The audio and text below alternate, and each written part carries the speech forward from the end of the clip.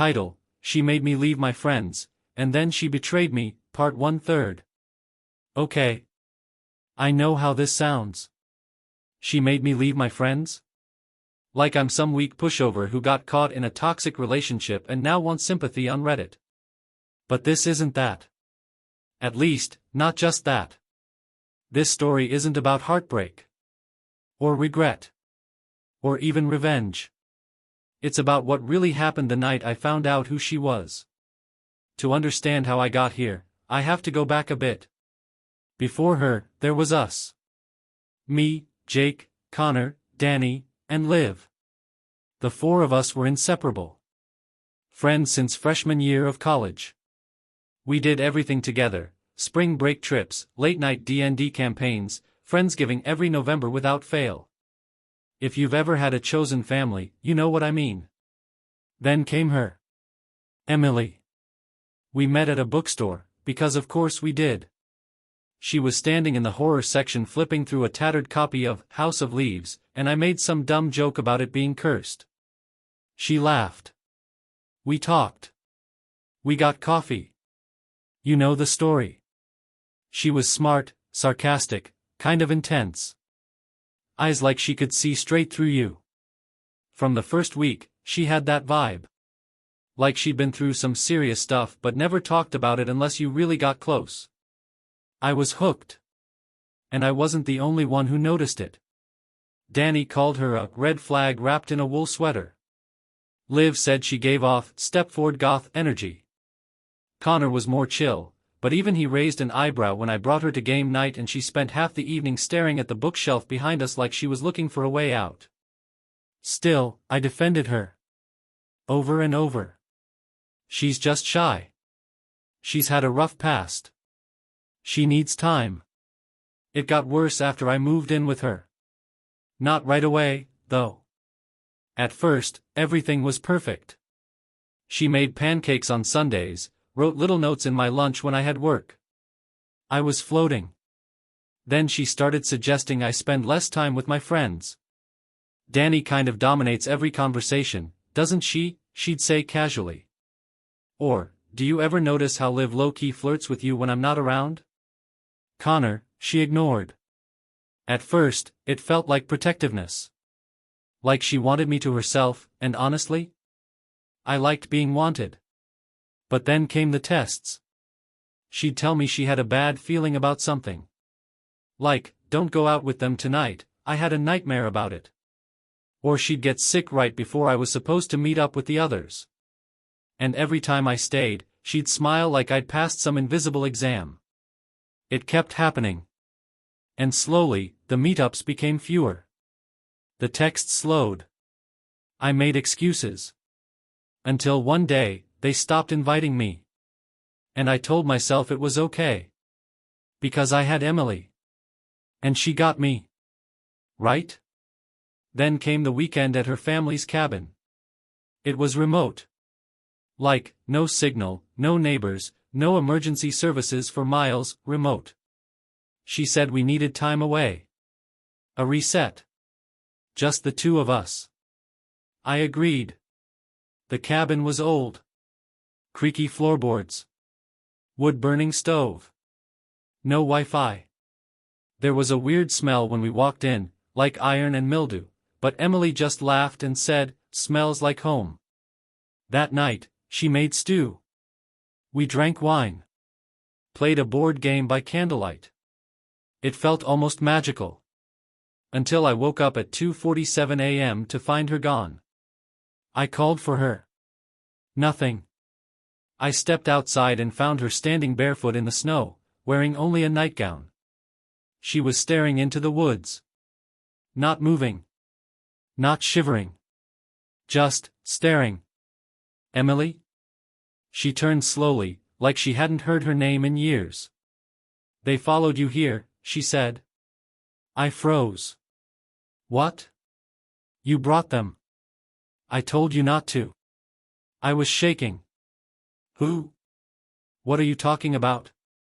She walked toward me, her feet red from the cold, and took my face in her hands. You missed them, she whispered. And they heard it. Then she smiled. And that was the moment I knew, whoever Emily was, whatever I'd been living with, it wasn't what I thought. And I wasn't getting out of those woods alone. Part 2/3. I didn't sleep the rest of the night. I sat on the edge of the couch, wrapped in a blanket, heart pounding in my ears.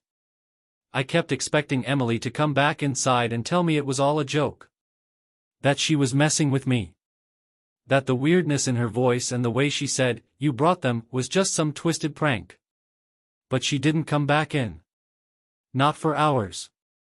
At sunrise, she walked in like nothing had happened. Like she hadn't stood barefoot in the snow talking about them. She had a mug in her hand, coffee, somehow, and smiled like it was just another beautiful day in the middle of nowhere. "Hey, sleepyhead," she said. "You okay? Where were you?" I asked, trying to keep my voice steady. She tilted her head. "What do you mean?" "I was right here." "You must have dreamed it." I wanted to argue. But there was something in her tone, light, casual, wrong, that made me hesitate. I dropped it. For the moment. But I didn't forget. Over the next 2 days, the weirdness didn't stop. I heard footsteps upstairs when Emily was in the kitchen. Doors creaked open without a breeze. I'd wake up from short naps with nosebleeds. And Emily just kept acting normal. Too normal. Like she was performing being a girlfriend. Like she was studying how to behave, not being. I found myself thinking of Danny, Liv, and Connor constantly. Their faces. Their voices. All the times I'd blown them off. It hurt. Physically hurt. Like I'd cut out part of myself to make room for someone who wasn't even real. On the third night, I finally cracked. "Emily," I said as we sat in front of the fireplace, "I want to go home." She didn't look at me. Just kept poking at the fire. "You are home," she said. "No. I mean, I want to go back. To the city. To my place. To..." She turned to me, slowly. Her eyes were darker than I remembered. "Why would you want to go back to people who left you?" "I left them," I said. "Because of you." Silence. Then she stood up and walked to the window. She stared into the woods again. "You really shouldn't have done that." I stood too. "What does that mean?" She didn't answer. Just smiled at the glass like something on the other side was making her laugh. I packed a bag that night. I planned to hike out at first light. But I didn't make it to morning. Something woke me. A noise. Like a child laughing, but warped. Echoed. I sat up and immediately felt it, something wrong in the air. Heavy. Buzzing. Emily was gone again. The front door stood open. And outside, in the snowy clearing, were figures. Not people. Tall, thin, too many joints. They moved like puppets with broken strings. Emily stood among them. She was smiling. One of the things stepped forward, and even though it had no face, I felt it look at me. Deep. Through everything. It knew me. I slammed the door and locked it. For hours, I sat with a kitchen knife in my hand, waiting. The sun eventually rose. The clearing was empty. And Emily was sitting in the armchair, drinking her coffee. "Rough night?" she asked. I didn't answer. "They won't hurt you," she said softly. "As long as I say so." That's when I realized the truth. It wasn't that she was possessed or crazy. She was in control. And I was never supposed to leave. I pretended. For another day, I pretended. I laughed. I cooked. I kissed her. I told her she was right. Then I waited until she was asleep. And I ran. I didn't take the trail. I went through the woods, GPS in hand, moving by moonlight. I heard them behind me the whole way. Whispering. Clicking. Calling my name. But I didn't stop. I made it to a road and flagged down a logging truck. I lied to the driver. Said I got lost hiking. He believed me. When I got home, I turned off my phone. Changed my locks. Didn't answer the door for days. But that didn't stop her. She left a note in my mailbox 3 days later. No stamp. No envelope. Just a scrap of paper that said, "You'll miss me. And when you do, they'll come back." Part 3/3. I didn't call anyone for a week. Not my parents. Not my job. Not Danny or Liv or Connor, though I wrote and deleted texts to them 100 times. What could I even say? Hey, sorry I disappeared. My girlfriend might be a forest witch or the queen of some eldritch shadow creatures. I'm good, though. Miss you. Yeah. That'd go over great. The nightmare started the second night I was back. I'd wake up soaked in sweat, convinced Emily was standing at the end of my bed. Or that those tall, two-jointed figures were inside the walls, whispering in reverse. But the worst dream, and I know it was a dream because if it wasn't, I'd lose my mind, was the one where I woke up in my apartment, walked into the living room, and Emily was sitting on the couch with my friends. Danny was braiding her hair. Liv and Connor were laughing at something she'd just said. Then they all turned to me at once. And smiled. Same smile. Like they'd always belonged to her. Eventually, I broke down and texted Liv. Hey. Can we talk? No reply. I tried Connor. Same. Danny too. It was like I didn't exist anymore. That night, my front door unlocked itself. I live in a walk-up with no doorman. Only one key. I sat there frozen as I heard the latch click, the knob turn, and the door creak slowly open. No one was there. Just a folded piece of paper on the floor. They're lonely without you. I knew I couldn't stay there. But I didn't know where else to go. Every place I thought of, my old friends' apartments, my parents' place, even my office, felt compromised. Like she could get in. Like they were already hers. So I went to a hotel. One of those anonymous chains off the highway. Paid cash. Used a fake name. The room was bland and ugly, and for a few hours, I felt safe. Until I turned on the TV. No signal. Just static. And buried in the white noise, I heard her voice. Come back. You left them. You're the one who opened the door. I unplugged the TV. That night, I wrote everything down. The whole story. Printed copies. Mailed them to myself. Set up scheduled emails with the documents attached. Insurance.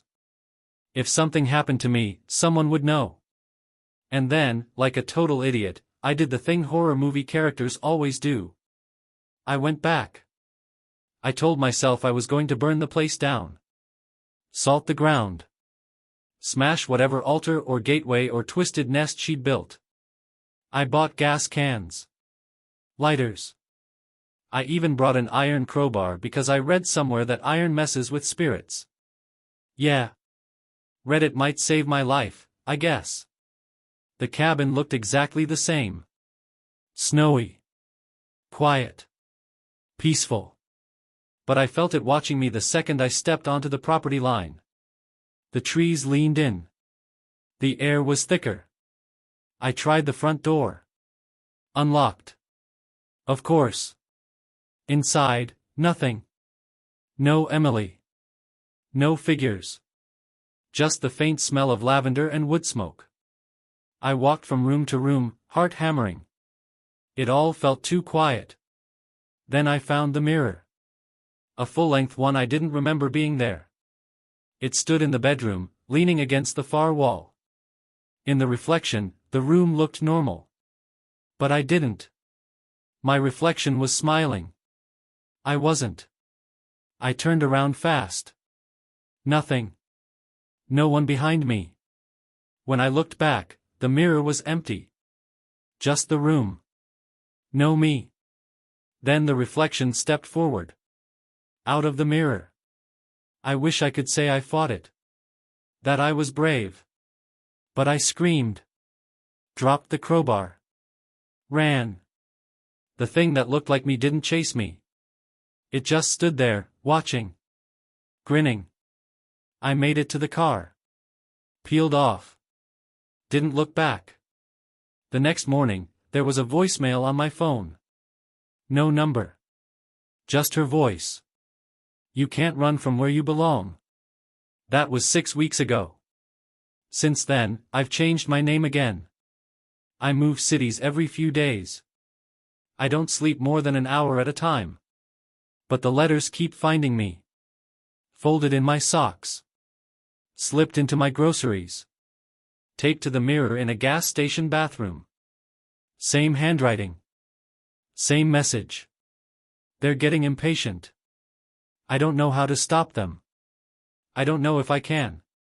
But if you're reading this, if you've ever felt like someone was watching you when you're alone, or if your reflection doesn't quite match your movements, get out.